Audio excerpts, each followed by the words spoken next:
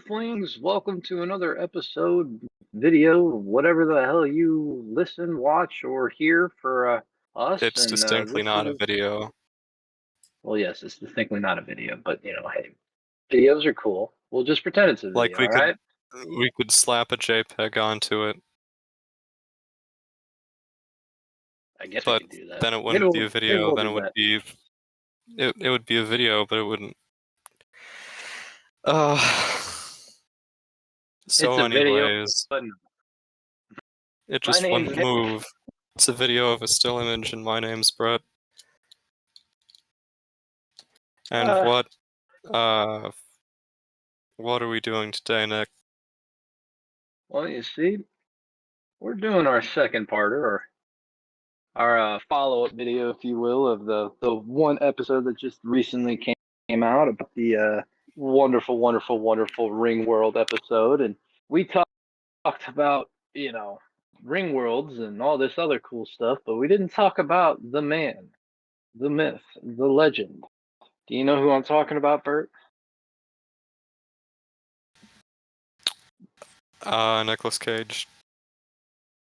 Yes, exactly. Nicolas Cage, our Lord and Savior, the father of relativity, the god of understanding really, really, really complicated stuff.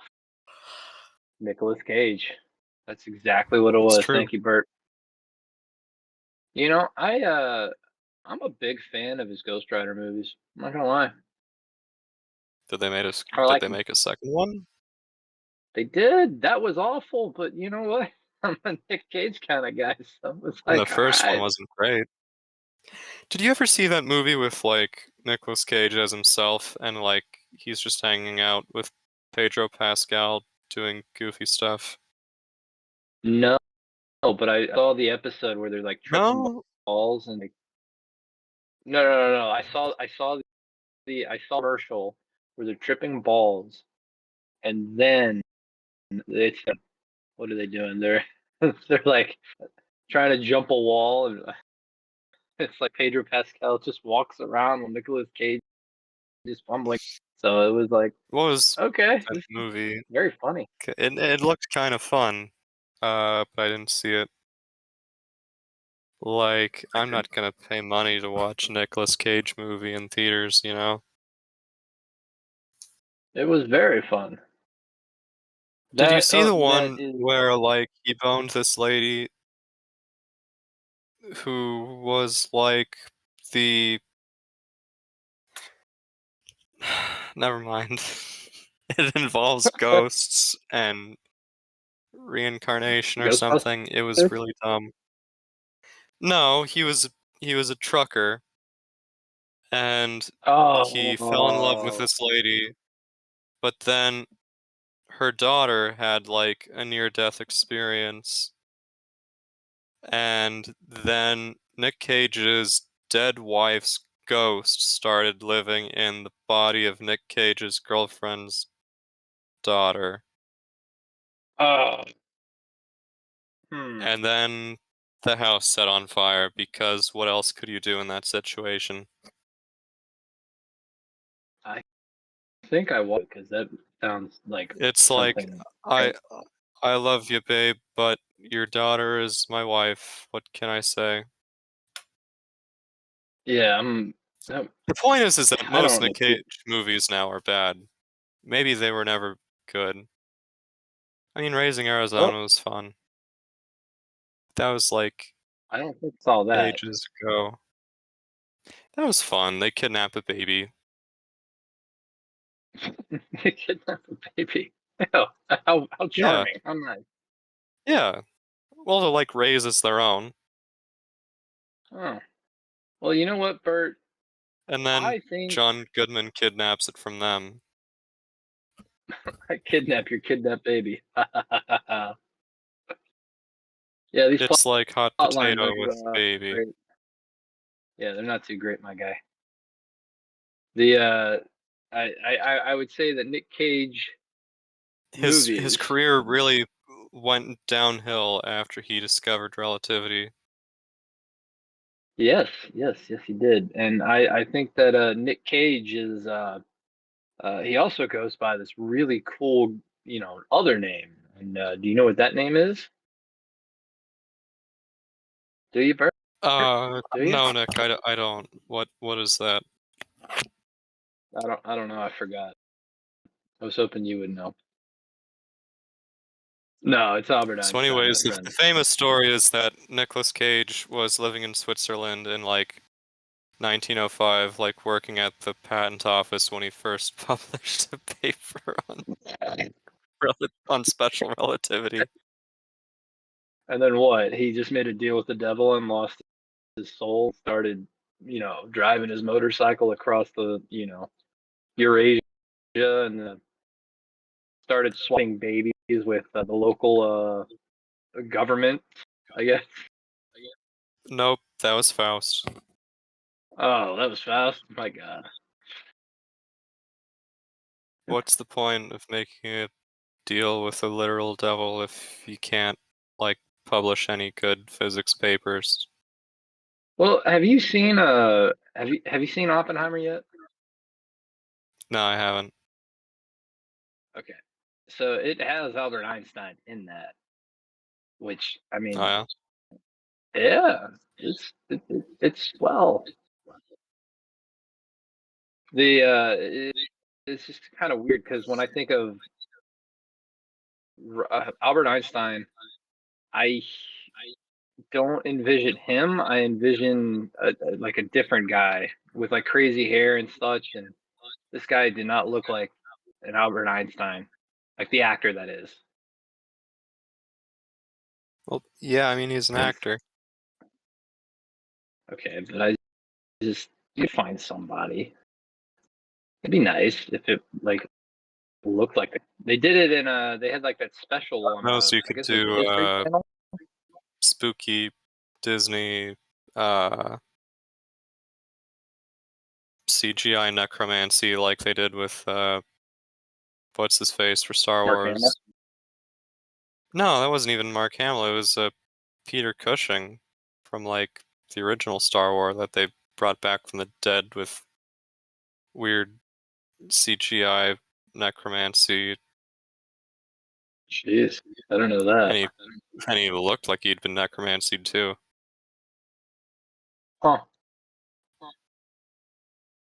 Yeah, Well, like Tarkin, like the real evil guy in the first Star Wars, like the guy who stands around in a fancy suit, the real skinny guy with a British accent. oh, This that battle guy. station is now fully operational. Yeah, the guy who looks like he hasn't eaten anything in 2 years. Yeah, that is Yeah, what you're saying.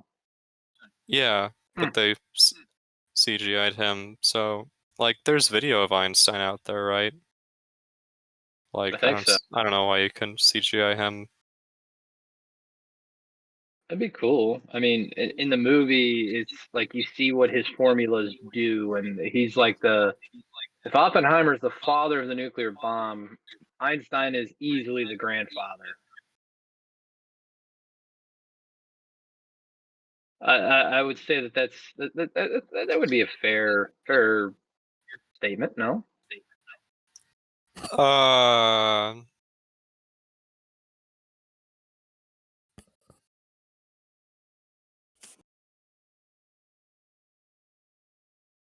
he did have some hand in it.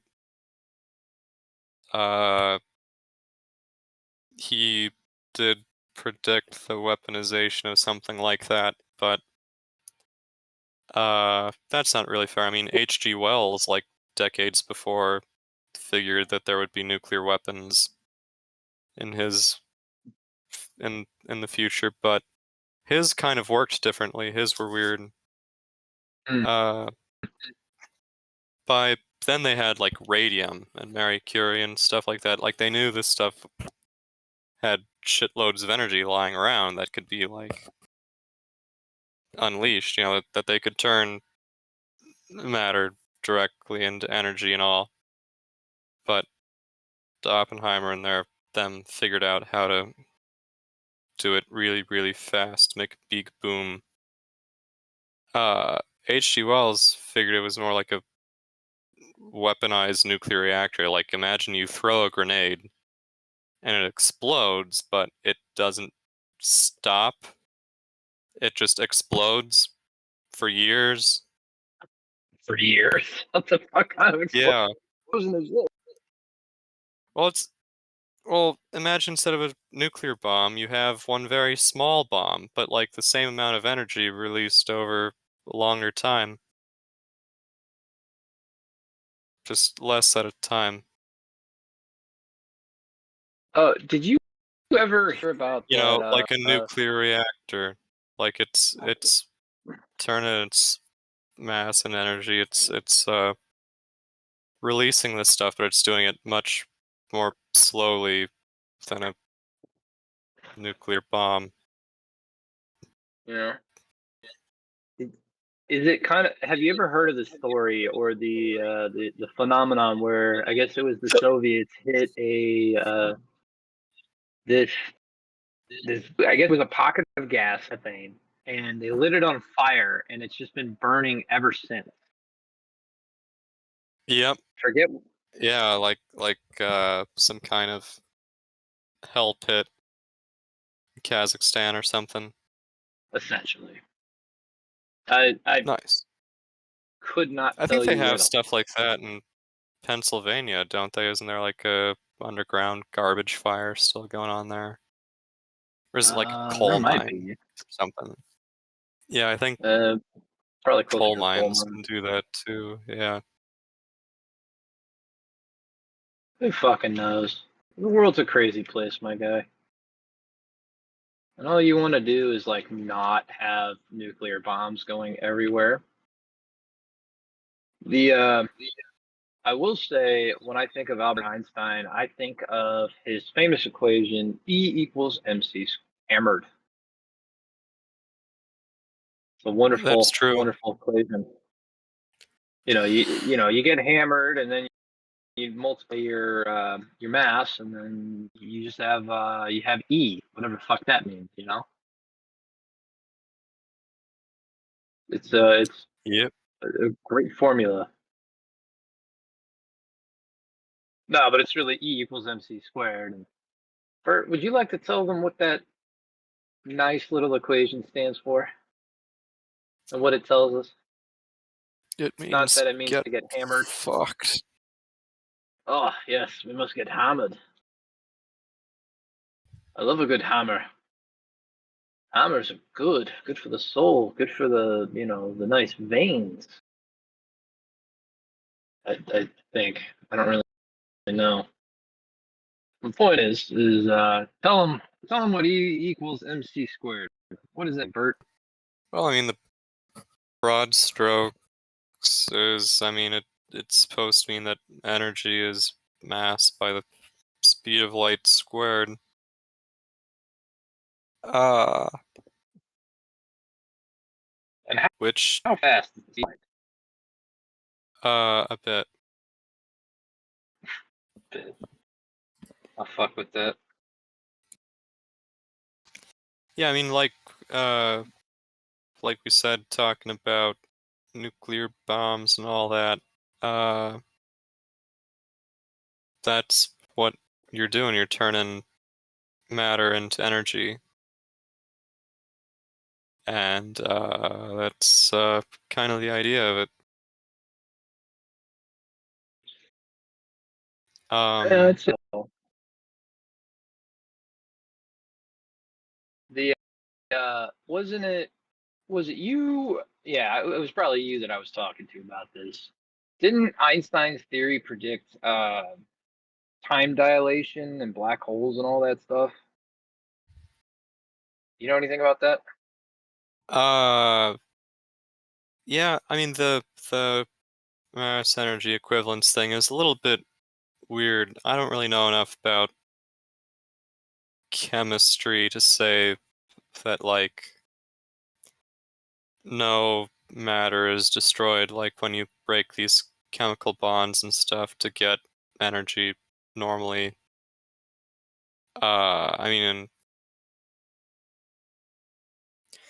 proton decay is kind of fun. That's a pretty direct example of matter turning into energy. Every once in a while, a proton will just get sick and die, and just unravel into Oh, energy. Poof. uh, that's my favorite. Man. I love it when that happens. What? Why does it do that? That seems really scary, actually. Uh, there's just a very small chance that it'll happen. Small chance that the entirety of our universe will unravel. Yeah, don't let everybody Well, no, propaganda or it's anything. like one proton, like out of jillions, you know, it might go poof. Like Okay, it's so it goes. barely noticeable. Like you need a huge tanks of water underground and very sensitive equipment, shielded from cosmic rays and all that. And if you're lucky after years, you might see one go boop. It's a pretty rare, pretty tiny thing.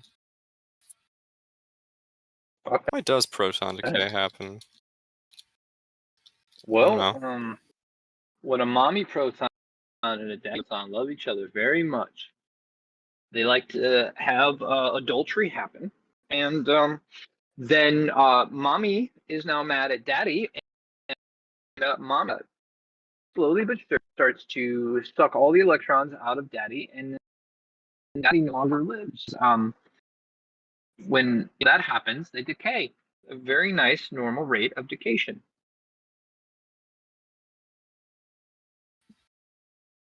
That's why, Bert.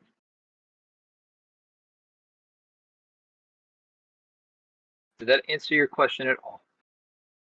Yes. I'm so very happy.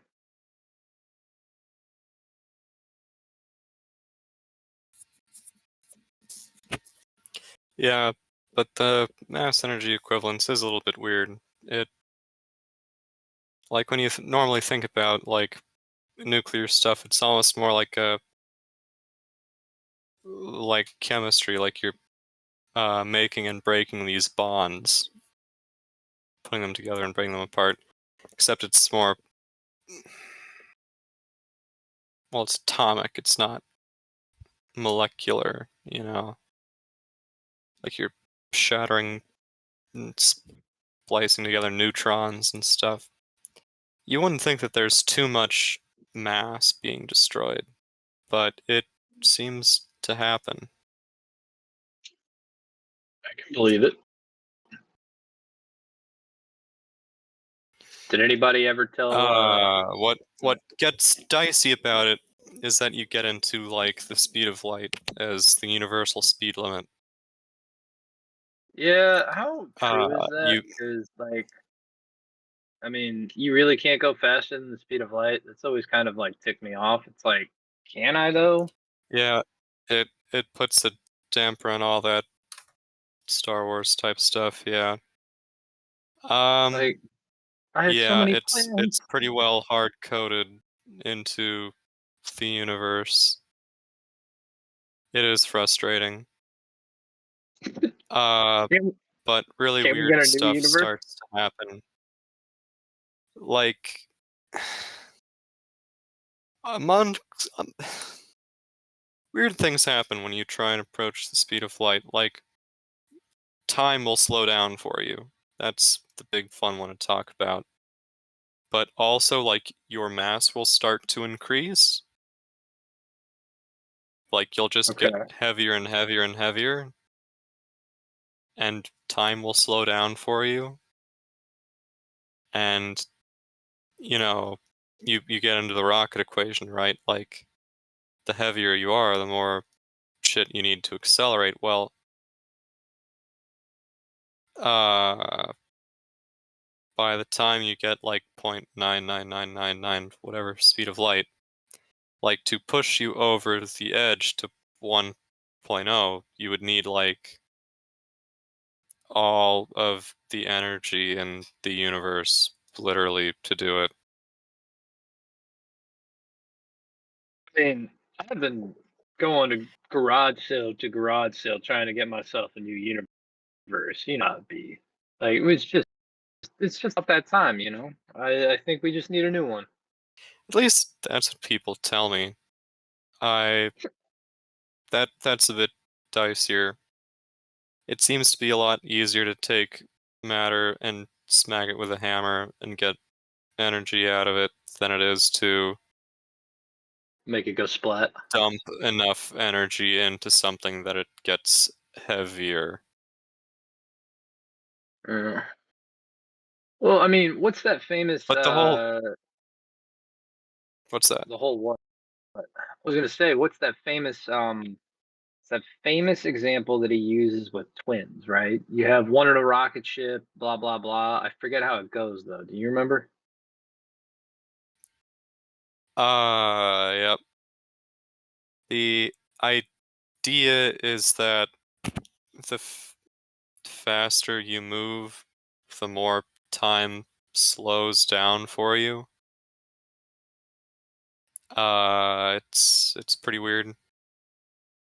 There are equations for this stuff out there. They're pretty easy to play with if, like, you know what the variables are. Like, they're not long or huge or complicated or anything. Like, you can plug in speed of light and years and stuff, and say like, oh well, yeah, then at this speed it'll be this many years for me, but this many years for them. Uh, do Hey. to do. To Yeah, do so this. if you had one twin on Earth and one twin going to space at a significant speed of light, when the prodigal twin returns, he'll be younger than the other twin, maybe considerably so. Yeah, like that was what happened in Interstellar. Dude went off to space, fucked around, found out, came back, and his daughter was old. That was kind of cheating. He like went through a portal and then into a black hole's sphere of influence or whatever, and that was enough for time to slow down a bunch. Really? Which is Well, I also mean, true. Which is a little bit easier to wrap your head around. I think that uh I've we never think watched of Interstellar. where Is that any you good? have what? Oh my god. I've Like never as watched it, man. okay, so most sci-fi movies are really bad, Yeah. and the better they are, the more they trend to like, being Star Wars or something fun and goofy. But yeah, Interstellar was good. It had some fun dystopian stuff about, oh, in the future you'll eat corn and you'll like it. People But don't then like they corn, also Bert. had a weird robot and got time dilated. I think I don't there's a lot of like corn. I don't nonsensical want to eat shit it. about the plot, about like the corn and stuff, about why you have to go to space to save corn. Uh Just got to save that corn, you know. I love me some I corn. don't know. That shit I could have lived without. Um It makes sense if you're into science, all right, Bert. If you're an so engineer, it's like anyways, yeah, corn. speaking of engineers, we're nice and comfy that with the idea that gravity is constant, that gravity is 9.8 meters per second, or whatever Yeah. it is in freedom units. Uh, but really, that's not quite true. Really, that's just the gravity on Earth. In space, it would be sort of zero. On Mars, it would be something less. On Jupiter, it would be a lot higher. The same thing kind of works for time. Wait, what? Like, yeah, like time would flow slightly faster on Mars and slightly slower on Jupiter. Uh, And this just you get works.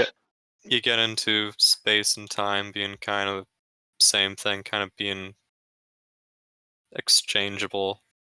kind of being intertwined. Uh, yeah, they do it with satellites. That's a fun and easy way to look at it. There's videos out there of like, here are two very, very good clocks, and we'll keep one on the ground and send one into orbit on a satellite, and the one in orbit will tick slightly faster, but good enough for the clock to measure. Jeez. Yep. Okay. That's kind of crazy to me. I mean, when you think about all these things, It's it's kind like, of crazy to a lot of people. It was sort of flabbergasting. You know, you want to think of time and space as being, you know, pretty static, pretty Cartesian.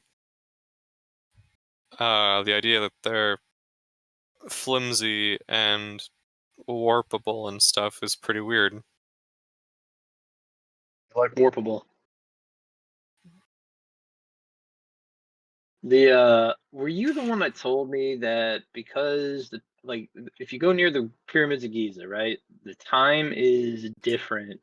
Like it's oh so ever so much faster, like just like to the millisecond or like whatever is below a millisecond, right? And you know, I think it was you who told me that like because the pyramids are so massive, it has that effect. And I was like, you're just reminding me of this, and I'm like, holy shit, this is kind of cool. Is that Uh, true? Were you the one that told me that? it it maybe that might have been like an example, like of a yeah, maybe. I don't know if you could measure it. They're able to do it with satellites. They're able to, because you have to have your satellites be very precise for your GPS to work where the fuck. So it's important to know if it's a few microseconds off or whatever. Uh, For could you science. measure it if you're next to something like Pyramids of Giza, where it only weighs a few jillion tons? I don't know. Maybe you might have that. That's sort of working on Newtonian logic, where you're going to pull on the pyramids and the pyramids are going to pull on you. You might have a better effect if you had one clock at like the bottom of the Marianas Trench and one clock on top of Mount Everest. Like if your Hmm. altitude was different enough to uh, if you were able to distance yourself from the core of the Earth, you could feel less acceleration due to gravity and get your clock to tick a little slower on top of Mount Everest. That might be a Hmm. better example. What do you know about time dilation? Like, does that have any effect on what we're talking about? Because I remember we were, Well, that is we what we're talking about time okay, slowing down and speeding up. that's time dilation. Okay. There was a scene cause I remember I saw it in a fucking reel on Facebook or something, and it was a guy explaining on how like I don't even know if Einstein did this. Did he talk about the fuck is it called? It's where you bend space and you go through a hole. Is it a warp hole or some shit? What is that called? Like, what's the technical term? Uh, Wormhole? Wormhole. That's what it is. But when you talk about it conceptually, it's flat. But in the movie, it was like looked like a sphere. Oh yeah, every movie has to have the bit where, oh, imagine you have the piece of paper, then fold the piece of paper in half and stick the pencil through it. Oh, I don't sound too excited there, bub. The what that might only be like was two movies. It's in, I don't know. um, I couldn't tell you, but what was that Einstein that came up with that theory or what? Uh, Your yawning tells yeah. me yes. Yes, it was him. I get that. Yeah, I mean, See, before Einstein, everyone was pretty well working with Newton and Galileo and Descartes. Uh, I like about Descartes. space being pretty standard. He's pretty good. Uh,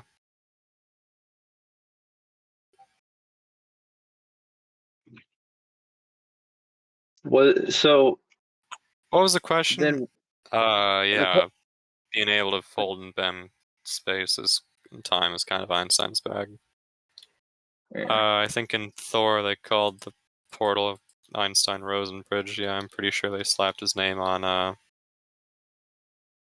wormhole there. Einstein Although Rosenbridge or really, whatever. really everyone just really everyone just likes wormhole. I do like wormholes. Cool. Like if I could take a wormhole to work every day, that'd be nice. Yeah. So then, what's up with the fucking black hole then?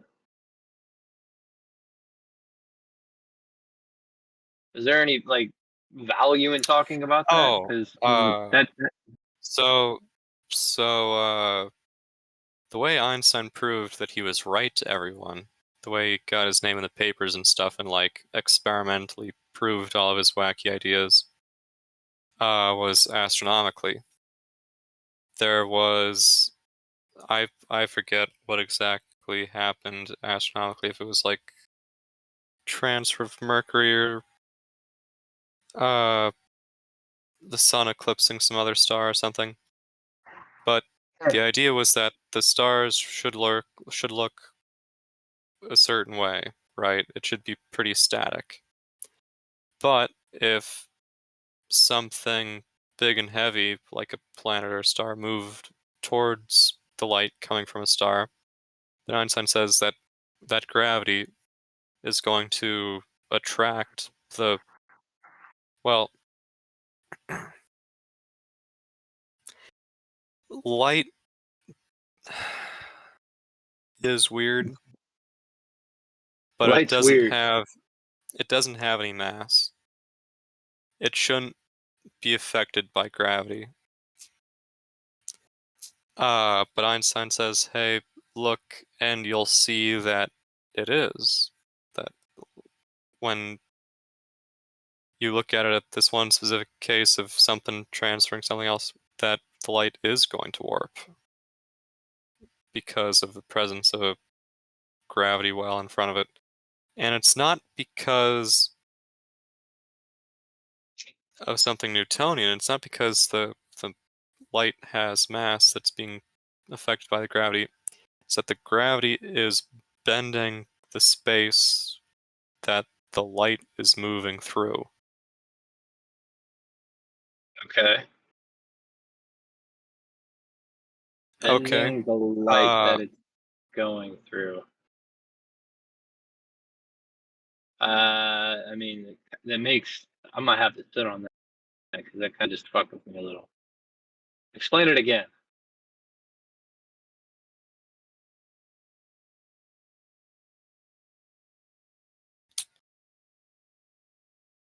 uh,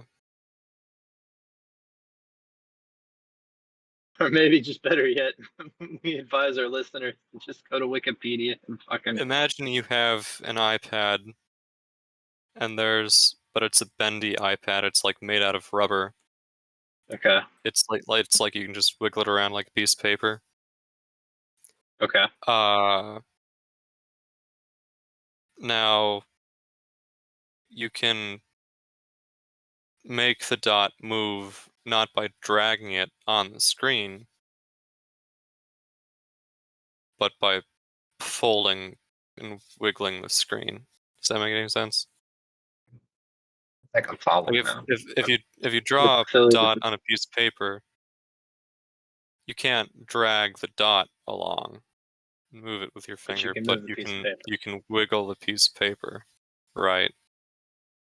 You you can't use gravity to bend light, but you can bend the space that it's moving through. Yeah, You're not moving the that's a little soccer ball, tricky. I don't know how. you're moving the soccer field. Yeah. At least I think that's the gist of it.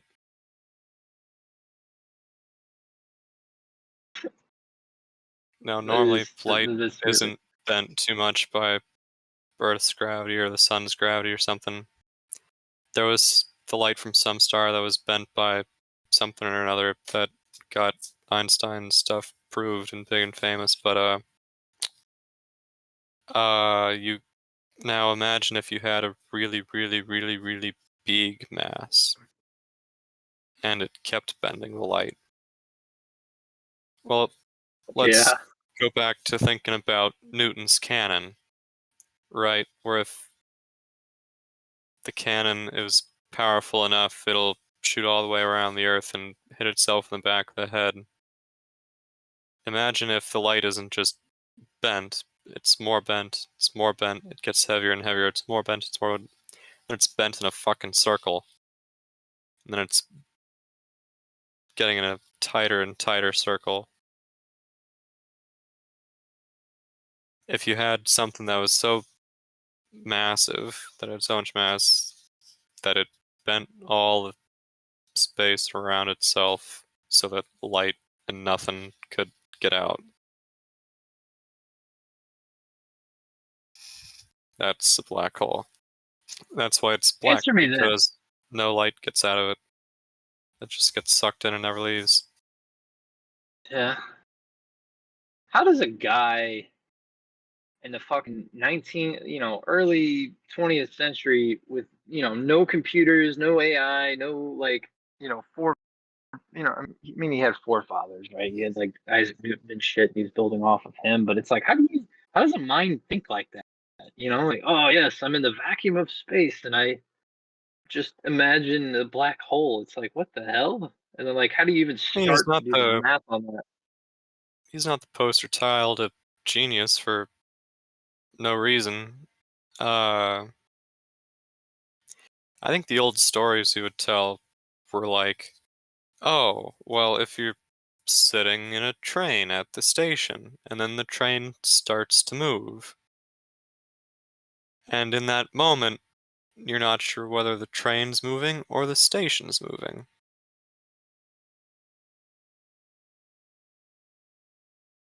Or imagine you're in an elevator, and then the cable's cut and you start to fall. You don't Yeah. think you're falling, you think you're floating in space and that the elevator's standing still. Because you're falling at the same rate. Yeah. It's just And crazy then to you me that get a into this guy. stuff with time dilation where it's like two observers can disagree on what's happening. You get into all these frames of references and stuff. It depends where you're standing and how fast you're moving and blah blah blah blah.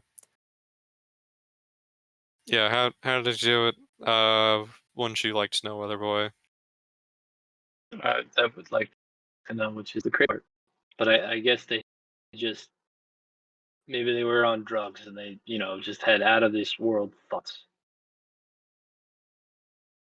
That sounds more realistic.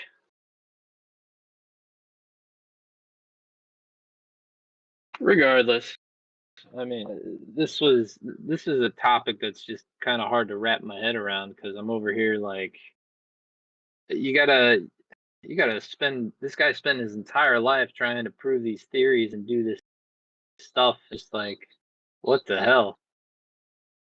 So I don't know. I think it's crazy. The question I wanted to follow up on though, Brett, was knowing all of this stuff. Is there like an engineering application that you could kind of think of be that would base all this stuff on the principles that we just kind of discussed, like time dilation, uh, E equals MC square, all that cool shit. I mean, I know I we talked about Ringworld in the part one episode, and that one didn't really use. They uses momentum, not gravity. I didn't know if you could think of anything. There is, of course, a lot of it involved in nuclear stuff, like we mentioned. Uh, um, It's a loaded question. It's not one that Oh, hey, let me just answer real quick. It's like we got to sit and ponder this. well, like I mentioned the clocks on satellites. For a global positioning system, you have to know where and when everything is exactly, but since there's a measurable difference there due to Earth's gravity field, you gotta know that. That's one good example. I mean, most of the time, we're pretty happy with our frame of references and our sublight speeds and stuff. Uh, there are some applications, maybe not a ton in daily life, but that's like saying, "Oh, well, another day of not using algebra, haha." Like, what did Like I learn that for? it, So that it, you it's could reap the benefits of the modern world. Yeah, like because of it, like we know lots of stuff about age of the universe and all that, which is good. Uh, Better understanding of the motion of the solar system and blah blah yeah. blah. Uh, But I think that kind of beautifully wraps up our, it's part two. I mean, hopefully somebody learned something. Nick Cage is over here, coming up with new theories of relativity and making really crappy movies. So I don't have any closing remarks. You got any closing remarks? the next time you experience your local fields of space-time, take a moment and thank Nick Cage for his contributions to modern science. For the Yes. next time you use GPS, just remember that uh, without him, uh, your GPS would just be barely off enough to be really annoying. All right. And with that note, I think we'll call it good. Bye, guys.